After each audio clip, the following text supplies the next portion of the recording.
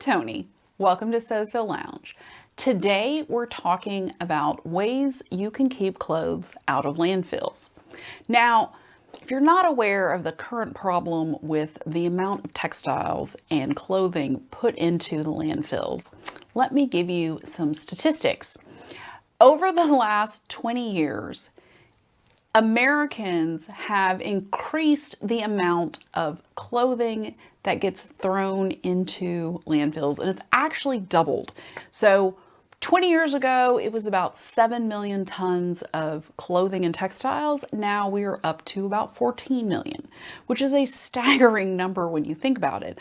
I was kind of shocked when I heard about this because I don't throw clothes away. I usually find something else to do. So it was really surprising to me that so many people out there just throw clothing away. Like, well, it hem ripped, or I lost some buttons and I don't feel like wearing this anymore. Let's just throw it out. One thing to consider is that clothing and fabric made from man-made fibers, meaning polyester, nylon, acetate, acrylic, all of those names that aren't cotton, wool, linen, that sort of thing. Those are all man-made fibers. And they don't disintegrate. They don't go anywhere. They stay in the landfill forever because they're made of plastic. So they're all coal-derived plastics. They're manufactured in factories, and the benefit of that is that you don't have to grow crops or feed animals to be able to produce textiles, but it's all made in a factory and it's not ever going to leave the landfill. So just like the plastic bottles or straws or any kind of other plastics, it's the same end result of throwing it in a landfill. It's just going to stay there. It's not going to go anywhere. So keep that in mind the next time you think about throwing something away. You may be asking, well, why has this become a problem in the last 20 years? Over the last 20 years has been the advent of fast fashion. So certain stores and brands and companies have come into existence, like Zara, H&M, Forever 21. I'm sure there's some more out there I can't think of right now. But these types of stores produce collections of clothes 11 to 15 times a year. That means most of the times you could walk into a store and there's something brand new for you to buy that's going to be fairly trendy and inexpensive. On the flip side, it's also probably not going to be as well made as something that is more classic and not so cheap. You're paying for what you get, but the problem with these inexpensive, super cheap fabrics is that they become very disposable. You wear something a couple of times, you wash it, it starts disintegrating, you get holes, or, if the hem rips out or you lose some buttons, you're like, it was only $10. So, I don't really want to spend the time to fix it. I'll just throw it away and go buy a new one because there will be something new at the store waiting for you. And compare this to prior models with most stores and designer type seasons. Collections would only come out about 4 times a year. With the couture designers, it's usually a spring collection and a fall collection. It's only twice a year with the fancy designers. But in department stores and most stores where you can buy clothing, it used to be seasonal, come out about 4 times a year. You'd have your fall coming out in late summer, getting you into that season. Then you'd have your winter. Late winter, you'd start getting the spring stuff, and then late spring would be summer. So you pretty much have 4 main seasons where the clothes come through, and whatever the trends were for the year would be reflected in those designs. But fast fashion has completely changed that. That's causing the problem of all these clothes in the landfill. Now, I've got some ideas for rethinking fashion in general. And these are some things that I put into practice personally here at my house. I think that they might help you out as well. To start with, go shop your closet. How many times have you been going through your closet trying to find something and come across a brand new item of clothing with its tags on that you forgot you had? Okay, raise your hand. I have been there. And you're like, oh, I totally forgot I bought this. And then you've got a new piece of clothing. So you don't have to go shopping because you've got your new piece of clothing right there. But let's say that you are going through your closet and you realize, hey, I really need some new black pants to wear to work because these are shot, they're faded, the knees are kind of all frumpy looking, and I just need to go get some new pants. Start thinking about shopping more intentionally. Only go shopping for the things that you actually need to replenish in your wardrobe and those items that you wear very, very regularly, so you're actually wearing them out. And doing that will help you from getting all caught up in the moment of finding this great new thing that's a really good price, and maybe it's on sale or maybe it's really marked down, discounted, and compulsively buying something where then you get home and it either hangs in your closet for a few months or you're like, yeah, I don't really like it as much as I did at the store. If you stop the compulsive sale shopping, one way to do that actually is by asking yourself, is this a commitment to excellence? This is something my sister came up with, and when we go shopping together, we always ask each other, is this a commitment to excellence? Because if it's not, don't buy it. If you aren't comfortable in it, if you don't love it 100%, the price tag should not make a difference at all. It doesn't matter how cheap it is or how on trend it is. If you don't love it and it's not a personal commitment to excellence, then just put it back on the rack because it doesn't need to go home with you. That'll be a good way for you to kind of slow down and not get caught up in the moment. And one other thing to consider when you're out shopping is, what's it made out of? Is it a natural fiber? Is it a man-made fiber? And how long am I going to wear this thing? My point is, if you buy things that you're really going to use and you pay attention to the fibers, you don't feel so bad if you do get rid of them. I don't buy a lot of man-made fibers. I don't buy a lot of polyester. I don't buy a lot of nylon or acetate or acrylic. I tend to buy more natural fibers just because I prefer the way they feel, and because for the most part, natural fibers are more comfortable to wear in hot weather. Texas is always hot. So that's another thing to consider, because if you are buying a lot of polyester, it's going to not breathe quite as well. And if you get tired of it and you throw it out, then it's going to go sit in that landfill for 100 years or so. And to just think about when you go shopping, like, put it all in perspective. How often am I going to wear this? Is this a commitment to excellence? You know, am I getting caught up in the moment of the sale price and the trendiness of this garment? Is this really something I want and I'm going to wear? That's a good way to start keeping clothes out of landfill, is not buying them in the first place. One other thing to consider is, if you're buying something for a special event or a formal occasion, do you really need to buy something? Do you have a friend or a family member who is the same size as you that you could borrow something fancy from? Or maybe you should get on one of those clothing websites where you can rent formal wear and wear and then return it. Rent the Runway is a great site. I've used it before. It has unbelievable dresses in all different sizes, all different styles, you know, cocktail to really formal and all kinds of things. It's a really great way to get something that's new to you and be able to wear it once and then send it back.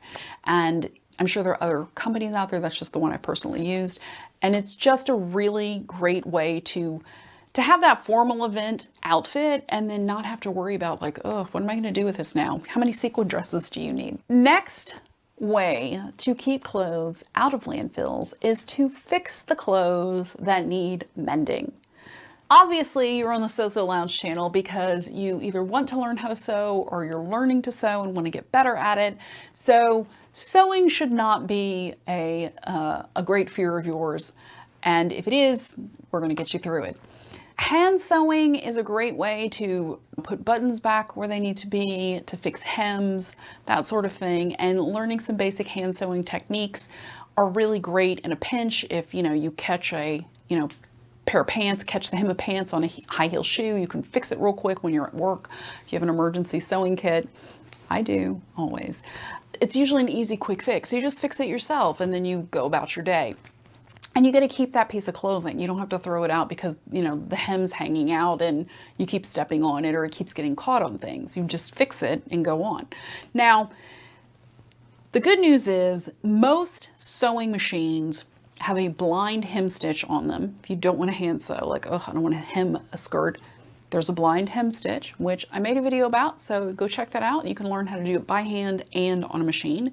Most sewing machines these days will sew buttons back on for you. Check your sewing machine. It's usually in conjunction with the buttonhole foot that comes with your machine. There's a little part of it where you can just put the button on and it'll just stitch the button on for you, so you don't have to do that by hand if you don't want to. And third, if you really are like, oh, I'm in a rush, I don't have time to put the sewing machine up, I don't want to hand sew, there are no sew methods out there. So there is iron-in hem tape, iron-in mending tape. There's a whole variety of solutions out there. You can go to Joann's or your local fabric store and check it out to do the quick fix without having to do any sewing if you don't have time or you're not set up for that. So those are all good ways to just fix what you have and not just be like, I'm just going to throw it away. Other options include repurposing the clothes that you already have. Now, you know, like most women, my weight fluctuates on occasion. I may have bought something that I really loved at the time that fit great at the time, and then I either gained a little weight or lost a little weight, and now it just doesn't look the same and I don't have the same feelings about it. So I ask myself in those situations, can I fix this either with alterations or with repurposing to make it something that I love again? And a lot of times there'll be like a quick fix of, let me just take it in at the sides and then it'll be a little bit more fitted. It won't be quite so loose and frumpy looking now. Or maybe you could turn something into something else. So let's say you have a dress that you liked, you wore it a lot, you're not in love with it anymore, but you're like, I really like the fabric, and that would make a great skirt.